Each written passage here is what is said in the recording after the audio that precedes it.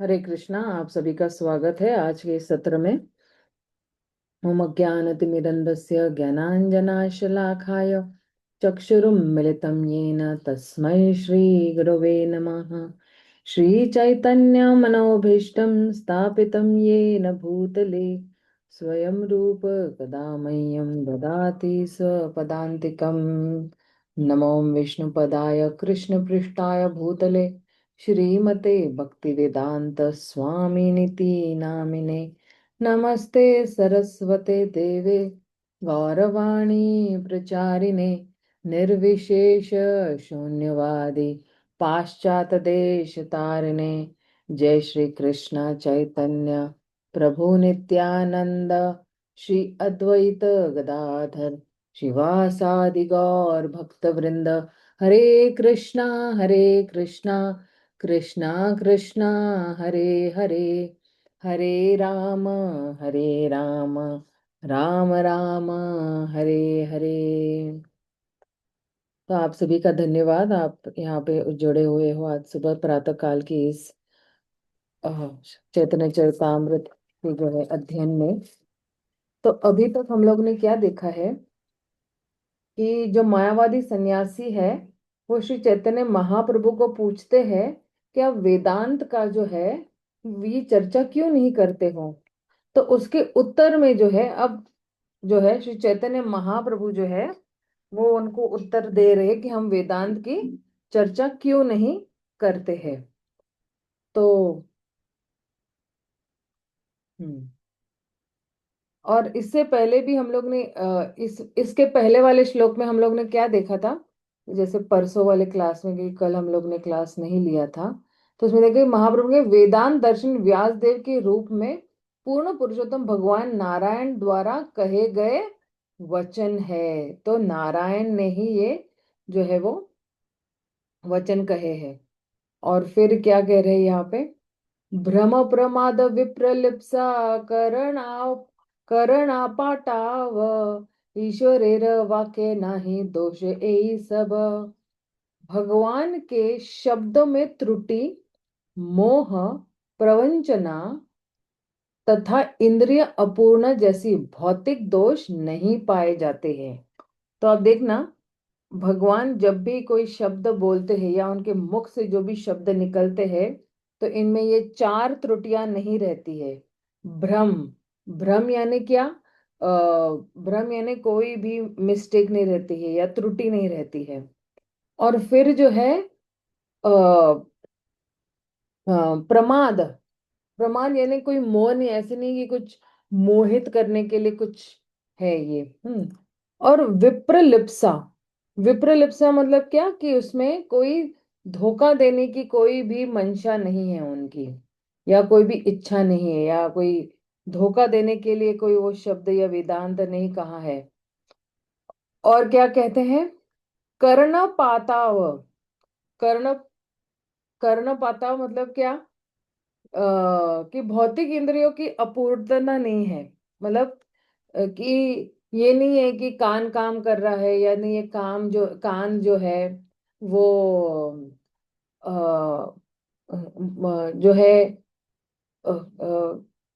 या जो है भगवान के जो है काम ठीक से काम नहीं कर रहे हैं, या भगवान की जबान या भगवान के नाक आंख कान ये सब जो है अपूर्ण इंद्रिया नहीं है, भगवान की पूर्ण इंद्रिया है।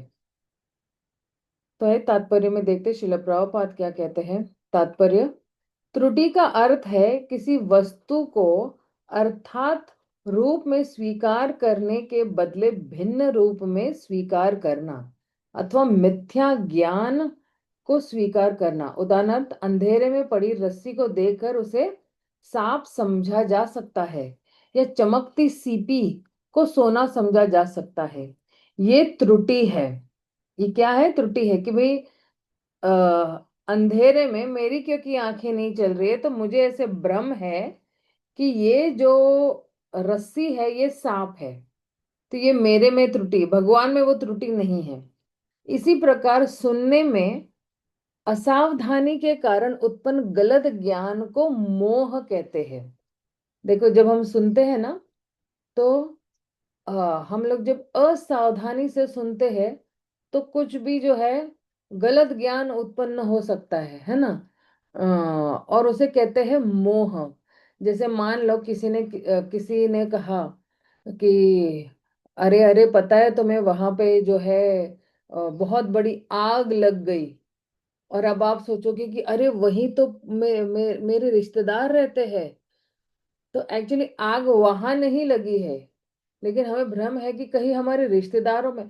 फिर कॉल करते हम लोग रिश्तेदारों को और पूछते नहीं नहीं हमारे यहाँ पे नहीं, हमारे से 40 किलोमीटर दूरी पे उस एरिया में आग लगी हुई है। तो ये मोह है इस तरह से। ऐसा त्रुटिपूर्ण ज्ञान दूसरों को प्रदान करने को छल या ठगी कहते हैं। तो विप्रलिप्सा मतलब क्या कि यही ज्ञान जो है। अभी देखो एक ने वो ज्ञान दिया कि वहां पे आग लगी है, और फिर उसने बोला वहां पे, तो फिर हम ठग गए ना। हम जो है ठगे गए। या अ, अगर किसी ने कहा कि अरे ये बहुत अच्छा प्रोडक्ट है, ये आप ट्राई करो, है ना, बहुत बढ़िया है ये। और अब हमने सुना और फिर हम लेके आते हैं वो घर पे, लेकिन 2 दिन भी नहीं चलता है। या चेहरे पे कुछ लगाया या हाथ पे या पैर पे कुछ लगाया और अलग ही रिएक्शन आ जाता है, तो बोलेंगे अरे हम तो ठगे गए। वो बोलते थे कि गोरे हो जाएंगे, ये हो जाएंगे, वो हो जाएंगे, लेकिन और इतने सारे दाने आ गए मुंह पे। तो ये जो है क्या है, ये ठगना है। भौतिकवादी वैज्ञानिक तथा दार्शनिक सामान्यता हो सकता है, अथवा शायद जैसे शब्दों का प्रयोग करते हैं क्योंकि उन्हें पूर्ण तथ्यों का वास्तविक ज्ञान नहीं होता है। क्या होता है, भौतिक जो शब्द होते हैं ना, तो ये जो है लोग जो है भौतिक शब्दों का प्रयोग करते हैं, लेकिन तथ्यों का वास्तविक ज्ञान नहीं होता है, क्योंकि जो फैक्ट्स है उसका फुल ज्ञान नहीं लोगों के पास होता है। अतएव उनके द्वारा दूसरों को शिक्षा देना ठगी का उदाहरण है। अभी कई लोग जो है बड़े बड़े प्रवचन देते हैं, है ना, और ये प्रवचन लोगों के हृदयों में जो है क्यों नहीं एक परिवर्तन लेकर आ सकता है। क्योंकि ये जो है उस उनके पास जो है भौतिक तथ्य है, इसलिए उनके पास जो है ज्ञान नहीं मिलेगा। और फिर ये जो है ऐसी शिक्षा क्या है, वो ठगने वाली है। भौतिकवादी व्यक्ति का सबसे बड़ा दोष यह है कि उसकी इंद्रिय अपूर्ण होती है। उदाहरणार्थ, यद्यपि हमारी आंखों में देखने की शक्ति है, किंतु ये आंखें दूर की वस्तुओं को नहीं देख सकती है। जैसे कुछ ही डिस्टेंस पे देख सकते हैं, 100 मीटर, 200 मीटर, 300 मीटर, लेकिन 2-3 किलोमीटर नहीं देख पाएगी, है ना। वैसे न ही अपने निकट स्थित पलकों को देख पाती है। अभी इतनी नजदीक है पलके, मेरी मेरी आंखों के ऊपर है, वो भी मैं नहीं देख पा रही हूँ। कोई बोलेगा माता जी आप तो अपने आईने में देख सकते हो ना, लेकिन ये आंखों को देखने की बात बात कर रहे हैं, आईने के माध्यम से देखने की बात नहीं हो रही है यहाँ पे। हमारी अपूर्ण आंखों को सूर्य एक तश्तरी जैसे लगता है। जैसे पीलिया रोग होता है, उसे सब कुछ पीला ही पीला दिखता है। अतएव ऐसी अपूर्ण आंखों द्वारा अर्जित ज्ञान पर हम विश्वास नहीं कर सकते। इस तरह कान भी समान रूप से अपूर्ण है। हम बहुत दूर होने वाली ध्वनि को तब तक नहीं सुन सकते जब तक हम कान में टेलीफोन नहीं लगा लगा लेते, है ना। प्रभुपाद एक्चुअली ये कब लिख रहे हैं ना, एक्चुअली उनके जमाने में लिख रहे हैं जब ये इंटरनेट वगैरह या ये फोन वगैरह है ना, ये नहीं था। तो इसलिए कह रहे कि अगर प्रभुपाद जो है लंदन में बैठे हैं और उनको अमेरिका फोन करना है, तो फिर क्या है, कान पे फोन लगाएंगे तो ही उस व्यक्ति की ध्वनि सुनाई देगी। शिल प्रभुपाद ऐसे कहना चाहते हैं।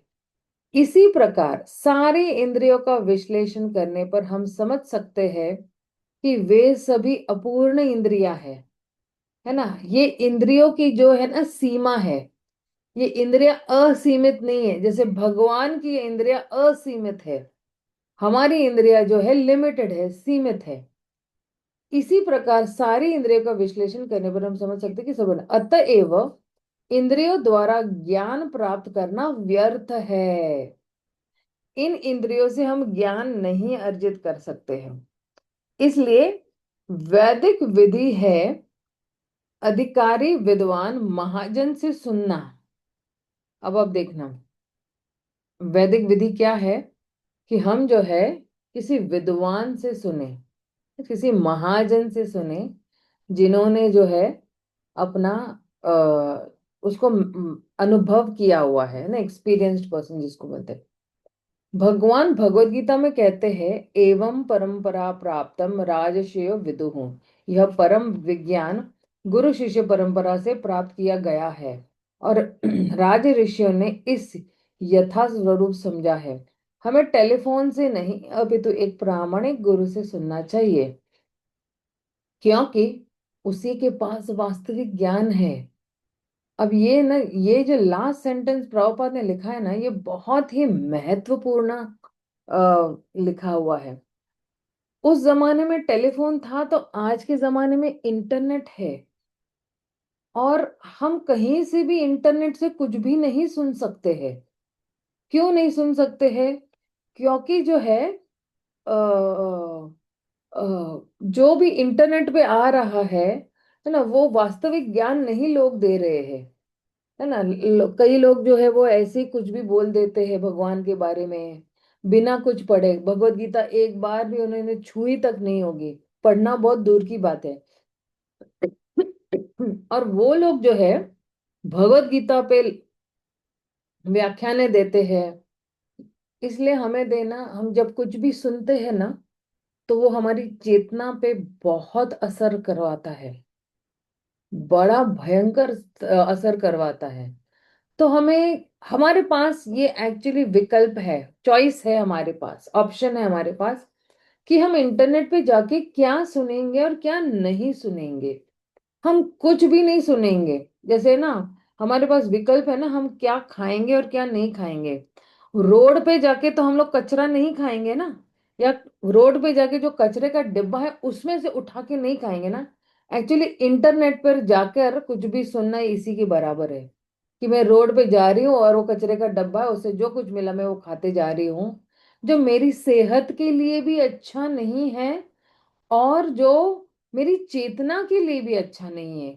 क्योंकि जो हम खाते हैं, जैसा अन्न वैसा मन। तो ये जो हम जो ज्ञान ग्रहण कर रहे हैं, हम ज्ञान ग्रहण किस व्यक्ति से कर रहे हैं, क्या स्तोत्र है, ये बहुत मायने रखता है। और इसलिए ना, प्राय आज जो है इंटरनेट जो इतना बढ़ गया है, और जो आज की पीढ़ी जब जुड़ती है एक्चुअली इस्कॉन के अंतर्गत, एक्चुअली बेचारे ये मासूम लोग भेद ही नहीं कर पाते कि क्या सही है और क्या गलत है। हमारे जमाने में भी इंटरनेट नहीं था ना, तो जब हम जुड़े थे तो हमें पता है सिर्फ प्रभुपाद की किताबें ही है भाई। प्रभुपाद की किताबों के अलावा कुछ भी नहीं इस्तेमाल करना है या पढ़ना है। तो जो 4-5 साल पहले के थे ना, इतनी अच्छी तरह से किताबें पढ़ ली हम लोगों ने, कि अब जो है अड़ेंग है हम लोग, कि पढ़ेंगे तो केवल प्रभुपाद की किताबें ही पढ़ेंगे। कम से कम हम जब नवीन अवस्था में है, नियोफाइट स्टेट में है, या जब हम नए नए हैं, तो कम से कम आप 5 साल तक प्रण ले लो कि मैं 5 साल तक केवल प्रभुपाद की ही किताबें पढ़ूंगी या पढ़ूंगा। उसके अलावा और कुछ भी नहीं पढ़ूंगा मैं या पढ़ूंगी मैं। 5 साल तक आप देखना, आपका जो ज्ञान है ना, वो इतना पावरफुल हो जाएगा 5 साल तक, अगर आप सिर्फ प्रभुपाद की किताबें पढ़ें। फिर एक्चुअली आपको समझ में आएगा कि अरे प्रभुपाद की किताब में तो मैं तो सब कुछ दिया हुआ है, और प्रभुपाद की किताबों में 3 ही केवल मुख्य किताबें हैं, हालांकि बाकी सब बराबर है। क्योंकि जब बहुत नया व्यक्ति आता है, हम उसको क्या देते हैं, हम कृष्ण की ओर दे देते हैं, पूर्ण प्रश्न पूर्ण उत्तर, हरे कृष्ण चुनौती है, या पुनरागमन है, या कर्म का ज्ञान है ना, ये सब किताबें देते हैं। लेकिन वो सब जो है, वो वो सब किताबें पढ़ने के बाद जो है वो भगवत गीता, है ना, एक आत्म साक्षात्कार का विज्ञान भी है, वो भी बहुत बड़ी है, क्योंकि वो एक्चुअली वार्तालाप है वो किताब। लेकिन उन सब किताबों के बाद है ना, ये किताबें धीरे, एक्चुअली प्रभुपाद ने छोटी किताबें क्यों लिखी पता है आपको? बहुत जैसे, ऑफ कोर्स मैं इस तरह से तुलना नहीं करनी चाहिए, जैसे हम किसी भी दुकान में जाते हैं तो वो हमें ट्राई करने के लिए कुछ देते हैं ना, कि ये लो ट्रायल रूम है ना। जब ट्राई करो, हो गया तो बढ़िया है, आप लेके खरीद के लेके जा सकते हो, राइट। तो ये सारी छोटी किताबें क्या है पता है, ये एक्चुअली ट्रायल है। जब हम छोटी किताब खरीदते हैं या किसी को छोटी किताब देते हैं प्रभुपाद की, तो क्या होता है कि हम वो छोटी किताब के माध्यम से कल उठ के वो बड़ी किताब भी खरीदने का उसका मन करेगा। तो हम उसको छोटी किताब देते कि भाई पढ़ो तुम, अच्छा वो पढ़ेगा। और अगली बार कहीं पे भी हमारे हरे कृष्ण वाले मिलेंगे तो बोलेंगे, अरे वो किताब मैंने पढ़ी, इन लोगों की बड़ी अच्छी निकली, चलो दूसरी किताब लेता हूँ। वो करते करते ऐसे है ना, वो मंदिर में पहुंच जाएगा, भगवत गीता, भागवतम और चैतन्य चरितमृत, ये तीनों भी पढ़ लेगा। इसलिए प्रभुपाद का क्या विजन है, मतलब मैं भी समझ नहीं सकती हूँ, मेरे भी बुद्धि से ये परे है कि प्रभुपाद ने छोटी किताबें लिखी। छोटी किताबों के माध्यम से भी बहुत बार प्रभुपाद ने वहां पे यही लिखा है कि हम कौन है, हम कहाँ से आए हैं, हमारा शाश्वत संबंध किसके साथ है, और अब हमारा क्या उत्तरदायित्व बन जाता है, हमें क्या करना चाहिए। उसके अंदर कितनी बार प्रभुपाद ने महामंत्र भी लिखा है। तो इसलिए जो है हमें केवल प्रभुपाद की ही किताबें जो है वो पढ़नी चाहिए। इस चीज पे हमें बहुत जोर देना है। जो हमारे साथ जुड़े हैं और जो हमारे मित्र है, जो हमारे जो है हम जिनकी हितैषी है, उन सबको। तो आगे बढ़ते हैं यहाँ पे। अब देखिए। हाँ, हाँ हरे हरे, कृष्ण बताइए। हाँ हरे कृष्ण प्रभु जी। बताइए, और कौन कौन से छोटे किताब है, इनके नाम आपने अभी लिए थे, ये फिर से प्रभु दोहराइए। जी मैं व्हाट्सएप ग्रुप पे ना पूरा लिस्ट भेज दूँ आपको हिंदी का, मेरे पास है। Okay okay ma'am. मैं पूरा लिस्ट भेज देती हूँ प्रभु जी, ठीक है ना। Okay okay. हाँ हाँ हाँ। कि जब हम प्राथमिक स्टेज पे अन्य भक्तों को हाँ प्रभुपाद के प्रीचिंग मूवमेंट में करने की हाँ अच्छा। कोशिश करे तो पहली कौन सी किताब, दूसरी, तीसरी, चौथी, पांचवी कौन सी पढ़ सकते हैं, आप उनको अच्छी तरह से गाइड कर सकते हो प्रभु जी आप। ओके। हम्म। फिर आगे जो कह रहे हैं, उपनिषद सहित सूत्र कहे तत्व, मुख्य वृत्त से अर्थ परम महत्व। अब जो है ये उपनिषदों का मुख्य वृत्ति यानी डायरेक्ट मीनिंग क्या है, या डायरेक्ट अर्थ क्या है, ये बताएंगे।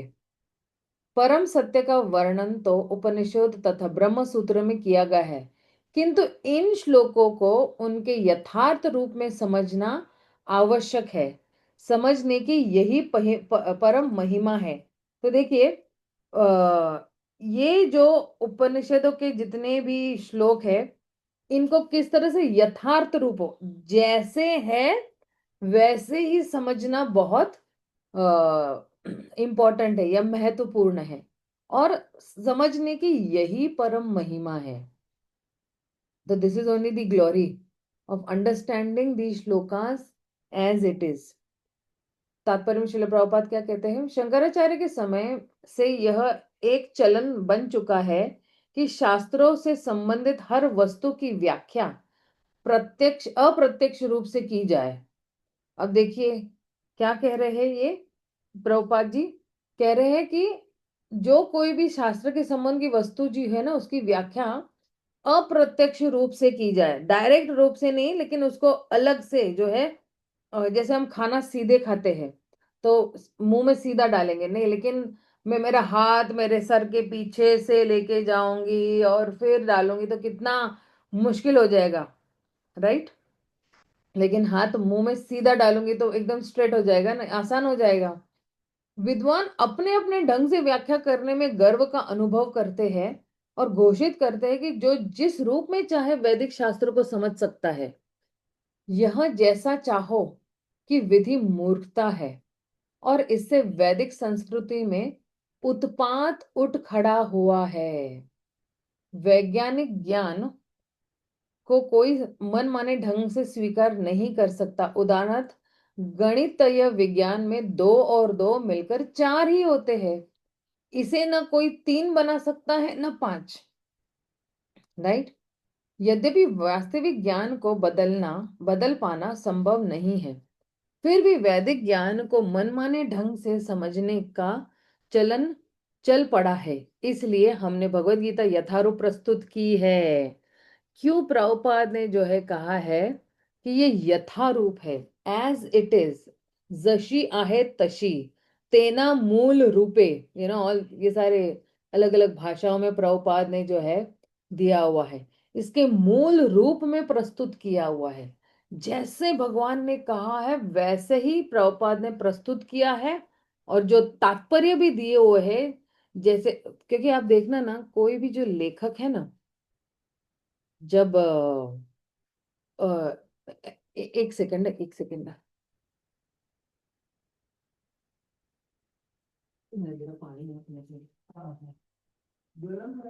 ना ना नॉर्मल पानी।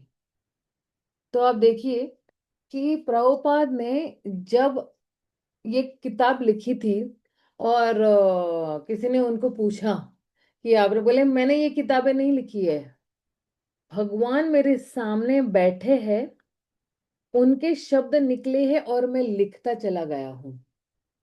और प्रभुपाद ने बहुत बार ये भी बताया हुआ है कि ये जो मेरे तात्पर्य है, ये एक्चुअली मेरे एक्सटेसीज है, ये मेरी सारी भावनाएं हैं जो मैंने अपने तात्पर्य में डाली हुई है। तो जब हम प्रभुपाद की जब किताबें पढ़ते हैं, है ना, अभी देखो ये तो तात्पर्य ये प्रभुपाद ने ही लिखा हुआ है, राइट। तो क्योंकि हम लोगों के पास बहुत ज्ञान नहीं है, तो अभी एक लाइन में हमें क्या समझने वाला है, राइट, अभी यहाँ पे जो एक लाइन दिया हुआ है, तो हमें इतना समझ में नहीं, लेकिन प्रभुपाद ने क्या किया है, डिटेल्ड में समझाया हुआ है हमें। तो अगर हम यही एक लाइन पढ़ जाते तो हमें क्या समझ में आता है, राइट।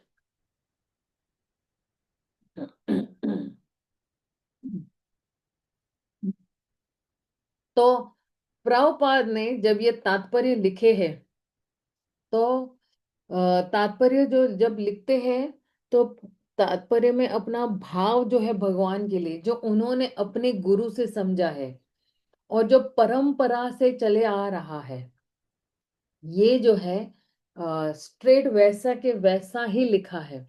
आप देखना, कहीं पे भी किसी भी तात्पर्य या किसी भी लाइन में या किसी भी शब्द में या किसी भी अक्षर में प्रभुपाद ने कभी भी हमें भटकाया नहीं है। बिल्कुल जैसा हमें समझ में आएगा, हमारी चेतना का धीरे धीरे परिवर्तन होगा, उसी हिसाब से जो है प्रभुपाद ने हमें तात्पर्य दिया हुआ है। और ये तात्पर्य जो है, प्रभुपाद कहते 10,000 वर्ष तक ये मेरी किताबें वितरित होगी। तो ये तात्पर्य 10,000 वर्ष जो है, इससे भी आगे जो है, ये उस समय के लोगों के लिए भी लाभदायी होने वाले हैं। हमने मन गढ़ंत अर्थ नहीं निकाले हैं। कभी कभी कुछ टीकाकार कहते हैं कि भगवत गीता के पहले श्लोक में कुरुक्षेत्र शब्द शरीर के लिए आया है, किंतु हम इसे नहीं मानते। हम समझते हैं कि कुरुक्षेत्र एक ऐसा स्थान है जो आज भी विद्यमान है, और वैदिक कथानुसार धर्म क्षेत्र अर्थात तीर्थ स्थल है। क्योंकि वहां पे ना, वो कुरुक्षेत्र के मैदान में जो है ना, वहां पे बहुत सारे यज्ञ हुआ करते थे, और बहुत सारे यज्ञ दान तप ये सब बहुत सारा उस स्थान पे किया करता, इसलिए वो तीर्थ स्थल बन गया, जहाँ पे यज्ञ दान तप कंटिन्यूसली होते रहता है। आज भी लोग वहां वैदिक यज्ञ करने जाते हैं, किंतु मूल टीकाकार कहते हैं कि कुरुक्षेत्र का अर्थ शरीर है, और पांचों पांडव 5 इंद्रियां है। इस प्रकार वे अर्थ का विकृत करते हैं और लोगों को पथभ्रष्ट करते हैं। पथभ्रष्ट यानी अलग गाइडेंस दे देते, अलग मार्गदर्शन देते हैं। उसको एक्चुअली भगवत धाम की तरफ ले जाना चाहिए, भगवान को प्रेम करने की तरफ ले जाना चाहिए। लेकिन हम जो है कुछ भी उल्टा सुल्टा, मतलब जो दूसरे टीकाकार है जो कुछ भी उल्टा सुल्टा बोलकर जो है, वो उस व्यक्ति को जो है वो भटका देते हैं। एक्चुअली मनुष्य का असली लक्ष्य है भगवान को प्रेम करना, और भगवान की प्रेम की प्राप्ति करना। पहले मैं प्रेम करूंगी भगवान को, फिर वहां से भगवान मुझे प्रेम करेंगे, तब मैं कह सकती हूँ कि मुझे भगवान के प्रेम की प्राप्ति हुई है। लेकिन इसके लिए हमारी जो इंद्रियां है, ये बिल्कुल कंचन की तरह साफ होनी चाहिए, बिल्कुल साफ सुथरी होनी चाहिए, तब जाके जो है हम भगवान को बिल्कुल निस्वार्थ भाव से प्रेम कर सकते हैं। मतलब कहते हैं ना कि 100% अगर भगवान को किसी को प्रेम करना है तो उसको क्या करना पड़ेगा, अनर्थ निवृत्ति करनी पड़ेगी। फिर उसके पास भगवान के लिए निष्ठा आएगी। जैसे जैसे वो भगवान में श्रद्धा रखता है, साधुओं का संग करता है, साधुओं से श्रवण कीर्तन करता है, और उसकी अनर्थ निवृत्ति होती जाती है, वैसे वैसे उसकी निष्ठा बढ़ेगी। लेकिन जो साधु संग है वो कांस्टेंट है। अ, अ, ये दो चीजें है ना, वो बार बार बार आपको ना अगले अगले लेवल पे लेके जाती है। जैसे मैंने साधु संग किया, उन्होंने मुझे भजन क्रिया में लगाया, तो साधु संग करते करते मैं भजन क्रिया में लगती हूँ तो मेरी अनर्थों की निवृत्ति होती है, राइट। अब मैं फिर से अनर्थ निवृत्ति से मुक्त हो गई, मान लो चलो मेरे सारे अनर्थ खत्म हो गए, मेरे पास कोई काम क्रोध मद मोह लोभ नहीं है। लेकिन अगर मैं भजन क्रिया और साधु संग जारी रखती हूँ तो मैं निष्ठा के स्तर पर पहुंच गया अनर्थ निवृत्ति के बाद। अब निष्ठा के स्तर पर मैं पहुंच चुकी तो भी मुझे भजन क्रिया और साधु संग करना है, ताकि मेरी जो भगवान में निष्ठा है वो बरकरार रहे, वो परमानेंट रह जाए। अब चलो निष्ठा के लेवल पे मैंने पूरा, मुझे भी निष्ठा है भगवान पे, लेकिन फिर भी जो है मेरा भजन क्रिया और साधु संग फिर भी कंटिन्यूड रहेंगे। तो फिर जो है, अगर फिर से कंटिन्यूड रहा है तो मैं निष्ठा से जो है रुचि के स्तर पर पहुंच जाऊंगी, कि मेरी बार बार रुचि यही है कि मैं भगवान के बारे में सुनूं, भगवान की सेवा करूं, भगवान को जो है अलग तरीके से ये करूं। और फिर वापस भजन क्रिया और साधु का संग करने से निष्ठा से रुचि, और रुचि से फिर जो है आसक्ति पे मैं पहुंच जाऊंगी। ये सिर्फ सुनने के माध्यम से ही और ऐसे भक्तों का संग करने के माध्यम से ही हमारे पास जो है भगवान के लिए आसक्ति निर्माण हो जाएगी। अब हम भगवान के बगैर रह ही नहीं सकते हैं। भगवान जो है मतलब भगवान नहीं दिखते हैं, या दिनचर्या में जहां पे मैंने भगवान को शामिल नहीं किया है तो मैं बिल्कुल व्याकुल हो जाती हूँ, मैं बिल्कुल अनकंफर्टेबल हो जाती हूँ। मैं बिल्कुल क्या कहते हैं, अस्वस्थ हो जाती हूँ मैं, कि अरे मैं ना भगवान की रीडिंग नहीं कर रही हूँ, मैं कुछ भगवत गीता नहीं रीडिंग कर रही हूँ, मैं चैंटिंग नहीं कर रही हूँ, मैं डिटी वर्शिप भगवान की विग्रह सेवा नहीं कर रही हूँ, अरे मैंने भगवान को भोग नहीं लगाया, अरे मैं जब गई तो मैंने सिर्फ मार्केट में जाके इंद्र तृप्ति करके वापस आ गई। तो ये हम बड़े अस्वस्थ होते हैं, उसको कहते हैं आसक्ति, कि उस व्यक्ति के अलावा मुझे कुछ दिखता ही नहीं है, उसको प्रसन्न करने के अलावा मुझे कुछ दिखता ही नहीं है। और जैसे जैसे भजन क्रिया और साधु संग हो रहा है, ये निरंतर है, तो फिर मेरे पास भगवान के लिए भाव उत्पन्न होता है। कभी मैं रोती हूँ, कभी एक एक सेकंड भी जो है मैं वेस्ट नहीं करती हूँ, और मैं जो हूँ भाव से फिर प्रेम के स्तर पर पहुंच, और प्रेम के स्तर पर भी जो है मैं भजन क्रिया और मैं जो है साधु संग नहीं छोड़ती हूँ। तो ये दो चीजें जो है इस हमारे योगा की जो लैडर है, योगा की जो सीढ़ी है, ये बहुत महत्वपूर्ण क्या कहते हैं, नींव है। यही नींव जो है हमारे भक्ति का बंगला जो है वो बहुत अच्छी तरह से खड़े करने में मदद करने वाला है। तो इन दो चीजों को कभी नहीं छोड़ना है। जो हमारी भजन क्रिया है, भजन क्रिया मतलब क्या, कि सुबह उठना, जल्दी 16 माला कंप्लीट करना, फिर शास्त्रों का अध्ययन करना, ये हमारा भजन है, ये रोज हमारा भजन है। अब अब मैं थोड़ा आपको ये भी बता देती हूँ कि जब भी क्लास नहीं होती तो मैं भी बहुत अस्वस्थ हो जाती हूँ। लेकिन क्योंकि घर में हम लोग रहते हैं, और ब्रह्मचारी आश्रम तो रहते नहीं है हम लोग, तो कितनी बार मुझे छुट्टी देनी पड़ती है क्लास में। लेकिन जब जब मैंने छुट्टी दिया है ना, मेरा हृदय बहुत कचोलता है कि अरे आज चैतन्य चरितामृत, क्योंकि कितना मधुर है ये चैतन्य चरितामृत, एकदम पूरा रस से भरा हुआ है। जैसे चैतन्य महाप्रभु ने उस आम के बाग में ना सारे आम जो है गुठली बोई तो पूरा आम का पेड़, लेकिन जब भगवान कोई भी पेड़ बोते हैं, सॉरी कोई भी जो है बीज बोते हैं, तो उस आम के पेड़ में न गुठली है और न छिलका है, केवल रस ही रस है। और ये चैतन्य चरितामृत जो है उसी पका हुआ आम का फल है, जो हर तरफ से हर एक श्लोक, प्रत्येक श्लोक की प्रत्येक अक्षरी जो है, इसमें जो है क्या है, इसमें केवल जो है मिठास ही है, इस चैतन्य चेता। और उसमें चार चांद और लगाने वाले श्रील प्रभुपाद के तात्पर्य है कि प्रभुपाद के जो तात्पर्य है वो बिल्कुल एक एक अक्षर और एक एक जो है हमारी सारी जितनी भी गलत फहमियां हैं, जितना भी भ्रम है, जितना भी जो है अपूर्णता है हमारे में, या हमारी इंद्रियों में भी जो अपूर्णता है, उसको भी ध्वंस कर देता है, उसको कंप्लीटली बीज रूप से खत्म कर रहा है। हमारी इंद्रियां अब वही सुनना चाहेगी जहां भगवान के गुणगान है, हमारी आंखें वही देखना चाहेगी जहां भगवान के हम दर्शन कर पाएंगे। कुछ भी अभद्र देखने की हमारी इंद्रियों की कोई जो है लालसा नहीं रहेगी, क्योंकि हमारी इंद्रियां जो है वो क्या हो चुकी है, तृप्त हो चुकी है। Our senses are so satisfied that they don't want to see anything other than Krishna and related to Krishna. भगवान के अलावा कुछ देखना ही नहीं चाहती है हमारी इंद्रियां। तो इसको कहते हैं पवित्र इंद्रिया। और ये जो पवित्र इंद्रिया है, जितने भी हमारे शुद्ध भक्त इस्कॉन के अंतर्गत है, शिल प्रभुपाद है, हमारे पूर्वती आचार्य है, जो गोस्वामीज है, ये सारी जो है इनके पास जो है ये पूर्ण इंद्रिया है।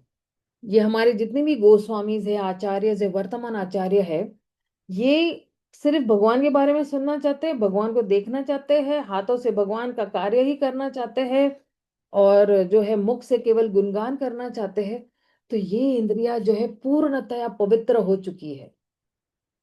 आगे जाते हैं। आज भी लोग वहां वैदिक यज्ञ करने जाते हैं, किंतु मुक्त सॉरी यहाँ पर श्री चैतन्य महाप्रभु पुष्टि करते हैं कि उपनिषद ब्रह्म सूत्र समेत अन्य वैदिक साहित्य को, चाहे वह श्रुति हो या स्मृति, न्याय उनके मूल कथनों के अनुसार समझना चाहिए। मूल डायरेक्ट मीनिंग समझना चाहिए, ये नहीं कि उल्टा पुल्टा घूम घाम के, फिर ऐसा नहीं है ना। हाँ। वैदिक साहित्य के सीधे अर्थ का वर्णन करना महिमाशील है। It is glorious. महिमाशील मतलब हम डायरेक्टली अगर हम भगवान की स्तुति कर रहे हैं तो क्या प्रॉब्लम है इसमें। जब हम कहते हैं भगवान श्री कृष्णा पूर्ण पुरुषोत्तम जो है वो है, इसमें क्या प्रॉब्लम है, नहीं है ना। ये तो बहुत महान बात है कि हम भगवान की जो है महिमा जो है डायरेक्टली कर रहे हैं, किंतु उसका वर्णन अपने खुद के ढंग से अपूर्ण इंद्रियों तथा ज्ञान के आधार पर करना भयावह त्रुटि त्रुटि है। श्री चैतन्य महाप्रभु ने वेदों की ऐसी व्याख्या के प्रयास की निंदा की है। एक सेकंड।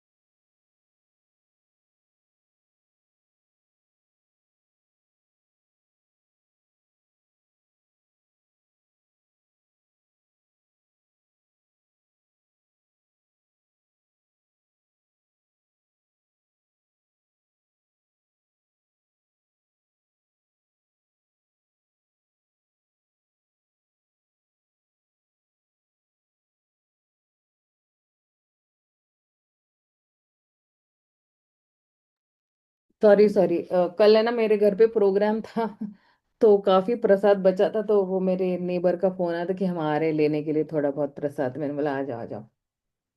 अच्छा, किंतु सॉरी, यहाँ पे क्या कह रहे हैं, हाँ। श्री चैतन्य महाप्रभु ने वेदों की ऐसी व्याख्या के प्रयास की निंदा की है। सी, वेद जो है ना, वेद में कोई त्रुटि नहीं है। लेकिन हम अगर त्रुटिपूर्वक क्या कहते हैं, भावना से अगर हम प्रस्तुत करेंगे, तो फिर जो है ये सबसे बड़ी गलती हम कर रहे हैं, राइट। और इसलिए जो है, जब कोई व्यक्ति हरे कृष्ण महामंत्र का जप करता है ना, निरंतर उस व्यक्ति का नाम ले रहा है जिसके पास त्रुटि है ही नहीं, तो उस व्यक्ति के गुण हमारे में आ जाते हैं। आप जिस व्यक्ति का नाम जप कर रहे हैं, भगवान कृष्ण, श्रीमती राधा रानी, तो राधा रानी के पास जो भी कंपैशन है, जो भी दया भावना है, वो हमारे में आ जाती है। कृष्ण के पास जो करुणा सिंधु है, दीन बंधु, है ना, तो कहते हैं ना, हे कृष्णा करुणा सिंधु दीन बंधु जगत पते। तो करुणा सिंधु है, दीनों के बंधु है, हमारे में भी वही गुण आ जाएंगे कि हमारे पास भी करुणा है, होगा। हालांकि हम करुणा सागर नहीं बन सकते, लेकिन कुछ गुण जो अच्छे गुण है भगवान के, हमारे में आ जाएंगे। अब जब हमारे में वो अच्छे गुण आ जाते भगवान का निरंतर नाम लेने से, तो फिर क्या हो जाता है, हमें भी वही कंपैशन आती है, और हमारी जितनी भी अपूर्ण इंद्रियां है ना, वो पूर्ण हो जाती है। हम वास्तविक में देख सकते हैं कि हाँ, ये भौतिक जगत जो है वो दुखालयमय शाश्वतम है। पदम पदम यत विपदम, हर पग पे जो है खतरा है। ये सारे जो शास्त्रों में लिखे ना ये शब्द जो है, ये वास्तविकता में, रियलिटी में वो प्रदर्शित होना शुरू हो जाते हैं। दिखता है, हाँ हाँ यार, बहुत दुख है इस संसार में, इधर से बाहर निकल जाना चाहिए। अब हमें नहीं रहना है यहाँ पे, हमें उस जगत में जाना है जहाँ पे जो है जन्म मृत्यु जरा और व्याधि है ही नहीं, वहां पे शाश्वत है, क्योंकि हम वहां से आए हैं और हमें वहीं पे ही जाना है। ये शास्त्रों के ये शब्द जो है ना, ये बिल्कुल अपना, कहते हैं ना, प्राकट्य रूप ले लेते हैं उस टाइम पे। फिर आगे क्या कह रहे हैं, उपनिषद में से निम्नलिखित 11 उपनिषद सर्वोपरि माने जाते हैं। ईश केन कठ, प्रश्न, मुंडक, मांडुक्य, तैत्तिरीय, ऐतरेय, छांदोग्य, बृहदारण्यक तथा श्वेतास्तर। किंतु मुक्तिकोपनिषद के श्लोक 30 to 39 में 10 उपनिषद का वर्णन है। उनके नाम इस प्रकार, ईशोपनिषद, कठोपनिषद, कठोपनिषद एंड प्रश्नोपदेश, सारे जो है 108 नाम मैं पढ़ने नहीं वाली हूँ। तो ये सारे, आप सोचिए, प्रभुपाद के पास क्या जबरदस्त डेटा है कि वो सारे 108 उपनिषदों के नाम भी लिख दे। इस प्रकार सामान्यतः 108 उपनिषद माने जाते हैं, जिनमें से 11 सर्वाधिक महत्वपूर्ण है, जिनका वर्णन पहले हो चुका है। अब जो है, ये जो गौण वृत्ति वाले हैं, गौण वृत्ति ये भाष्य करिल आचार्य, ताहार श्रवणे नाश होय सर्व कार्य। तो कहते हैं, श्रीपाद शंकराचार्य ने समस्त वैदिक साहित्य की व्याख्या अप्रत्यक्ष अर्थों में की है। जो ऐसी व्याख्या सुन लेता है वह विनष्ट हो जाता है। ये कौन कह रहे हैं, ये श्री चैतन्य महाप्रभु स्वयं कह रहे हैं। और फिर आगे क्या कह रहे हैं, एक सेकेंड ना, मुझे सिर्फ जरा तात्पर्य देख लेना है। हम्म ये तात्पर्य थोड़ा बड़ा है, तो हम क्या करेंगे, इसको देखो कितना बड़ा तात्पर्य है, अच्छा हुआ मैं देख रही थी। तो हम क्या करेंगे ना, ये तात्पर्य को जरा कल ले लेते हैं, क्योंकि इसमें समझना बहुत जरूरी है। कई लोग सी, जब हम ये शास्त्र पढ़ते हैं ना, तो हमारे में जो है, किसी के साथ हमें किसी को नीचा तो नहीं दिखाना है, लेकिन वो जो बेचारा भ्रम में है या जो गलत फहमी में जी रहा है, उसको स्पष्टीकरण कर सकते हैं। हम उसको बता सकते हैं कि भाई ये ऐसा नहीं वैसा है ना, आप जो है पढ़ रहे हो वो इस तरह से नहीं, एक्चुअली इस उद्देश्य से पढ़ना है। तो कभी कई लोग जो है कुछ टिकाए पढ़ते हैं, कुछ भी आके अपना भी झाड़ देते हैं, तो हम जो है उनको जो है वो अच्छी तरह से जो है सही तरीके से जवाब दे सकते हैं, विनम्र भाव से जवाब दे सकते हैं। क्योंकि कई लोग जो है बोलते भगवान का आकार नहीं है, भगवान निराकार है। तो प्रश्न ये उठता है, क्या भगवान साकार है या निराकार है? तो उसका उत्तर यही है कि भगवान दोनों है। भगवान साकार भी है, निराकार भी है। हम किस भाव से देखते हैं ये इस पे निर्भर करता है। तो श्री ईशोपनिषद में अगर आप देखोगे, एक श्लोक आता है हिरण्य पात्रेना, राइट, वो वाला श्लोक। तो उसमें हिरण्य पात्रेना मतलब क्या, कि भगवान का एक शरीर है, भगवान के पास एक साकार रूप है, और उस साकार रूप से बहुत तेज निकल के आ रहा है, वही ब्रह्म ज्योति है।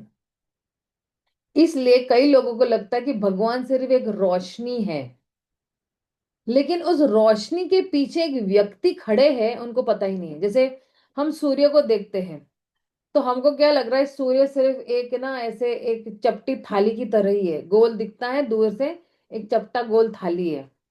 लेकिन उस सूर्य के पीछे एक व्यक्ति खड़े हैं जिनका नाम है सूर्य देव। तो सूर्य देव भी जो है एक व्यक्ति है।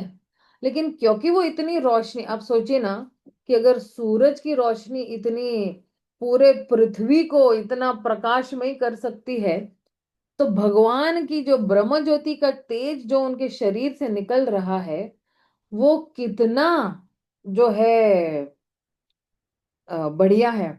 इसलिए भगवान जो है क्या कहते हैं, न तद भास्यत सूर्य न शशांको न पावतो, यद गत्वा न निर्वर्तन्ते तद धाम परमम मम। मेरे धाम में न सूरज है, न चंद्र है ना। और क्या कहते हैं, न तद भास्यत सूर्य न शशांको न पावक। और मेरे उस धाम में जो है न चंद्र है, न सूरज है, कुछ भी नहीं है। क्यों?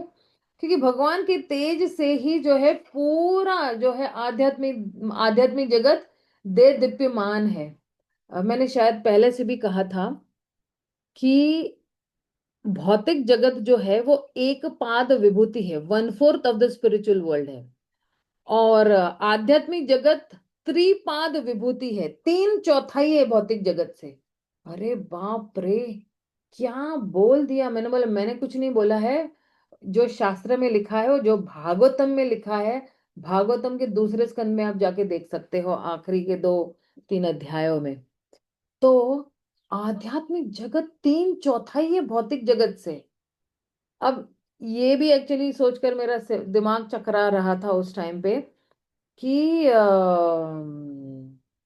कि भगवान जब श्वास लेते हैं, कल हिज ग्रेस राधेश्याम प्रभु हमारे घर आए थे, तो बहुत अच्छी बात की, बोले भगवान जब श्वास छोड़ते हैं, तो सारा जो वैदिक शास्त्र उनके श्वास से निकलता है। तो जब भगवान श्वास छोड़ रहे थे, उनकी नासिका से जो है सारे वेद शास्त्र जो है वो निकलते हैं। और भगवान के जो रोम छिद्र है, उससे क्या होता है, उससे जो है सारे ब्रह्मांडों का निर्माण हो रहा है, अनंत कोटि ब्रह्मांड। जैसे अगर आप राई के दाने देखोगे ना, एक पूरी राई की बोरी डर डर डर डर डर खाली कर दोगे, कितनी सारे दाने हैं, वैसे उस दानों के बराबर अनंत कोटि ब्रह्मांड जो है वो निर्माण हो रहे हैं भगवान के अपने शरीर से। तो आप सोचे, ये ब्रह्मांड इतने सारे, वहां पे भौतिक जगत जो है 3/4, ये सिर्फ 1/4। तो वो जो 3/4 होगा, वो कितना विशाल होगा। और उस आध्यात्मिक जगत में भगवान जो है वो अपनी नित्य लीलाएं कर रहे हैं। देखिए, जब हम कहते हैं ना नित्य लीला, भगवान की जो है नित्य लीला, तो नित्य मतलब क्या, परमानेंट, है ना, हमेशा से जो चलते आ रहा है और हर वक्त चलते आ रहा है। उसका मतलब कोई स्टॉप नहीं होता है, बिंदु नहीं है वहां पे कि बस बस बस बस हो गया, अभी ये भगवान की लीला खत्म हो गई, नहीं, ऐसा नहीं है। भगवान की जो लीलाएं है वो नित्य लीला है। अभी अभी ये हमारा एक ब्रह्मांड है, राइट। एक ब्रह्मांड मतलब क्या, कि 7 ऊपर के लोग, 7 नीचे के लोग, ये एक ब्रह्मांड हो गया। वैसे अनंत कोटि ब्रह्मांड है, जिसमें हम गिन नहीं सकते कि कितने लोक है और कितने जो है। इसलिए आप देखना ना, जब भगवान का ब्रह्म विमोहन लीला हुआ था, तो ब्रह्मा जी आ गए, है ना। तो 4 मुख वाले ब्रह्मा जी भी आए, 10 मुख वाले भी आए, 10,000 मुख वाले भी आए, 100 मुख वाले भी ब्रह्मा जी आए, 1 लाख मुख वाले भी ब्रह्मा जी आए। तो भगवान की लीला हम नहीं समझ सकते हैं कि कौन से ब्रह्मांड में क्या हो रहा है, और कौन है वहां के ब्रह्मा जी, उनके कितने सर है, वहां पे शिव जी कौन है, वहां पे विष्णु क्या कार्य कर रहे हैं, कुछ भी नहीं पता है। क्योंकि भगवान के सारे कार्य सारे नवनीत है, नवी नया नया कार्य करते हैं, वो रिपीट नहीं होता है। जैसे कभी कभी है ना, अगर हमारी माँ जो है छोटेपन में दाल अगर रिपीट होती है तो हम बोर हो जाते हैं ना, क्या मम्मी कल भी यही दाल बनाई, आज भी यही दाल, है ना। तो मम्मी समझाती है कि अरे आज खा ले तू अपना। लेकिन भगवान की कोई भी चीज रिपीट नहीं होती है। कभी कभी ना आप देखना, हम रोज एक ही कार्य कर रहे हैं, भौतिक लोग एक ही कार्य कर रहे हैं और बोर हो रहे हैं, है ना। जैसे सुबह उठते हैं, ब्रश करते हैं, नहाते हैं, ऑफिस जाते हैं, ऑफिस में वही काम करते हैं, वापस आते हैं। ऑफिस में कभी कभी तो वही सेम लेटर लिखते रहते हैं हजारों लोगों को। तो यहाँ पे जो है बोर हो जाते हैं हम लोग, है ना, जैसे बोर्डम है, थक जाते, कंटाल जाते।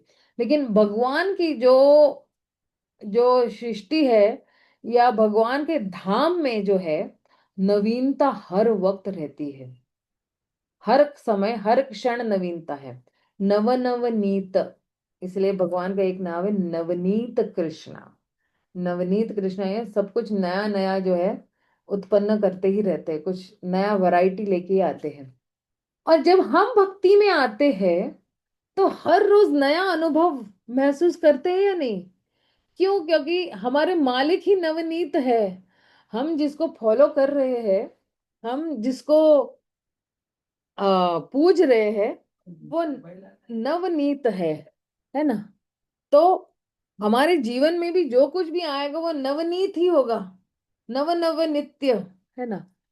तो इसलिए जो है, जो हम अभी देखो, भौतिक जगत में कोई मालिक है तो वो नवनीत नहीं हो सकता बेचारा, वो ही खुद ही भौतिक 3 गुणों के अंदर अंतर्गत में जो बेचारा बंधा हुआ है, तो वो कैसे जो है वो नवनीत हो सकता है। लेकिन हमारे जो मालिक है वो क्या है? नवनीत है, नव नव। इसलिए हम जब उनकी भक्ति करते हैं तो हमें भक्ति में हर वक्त कुछ नवीनता ही मिलती रहती है।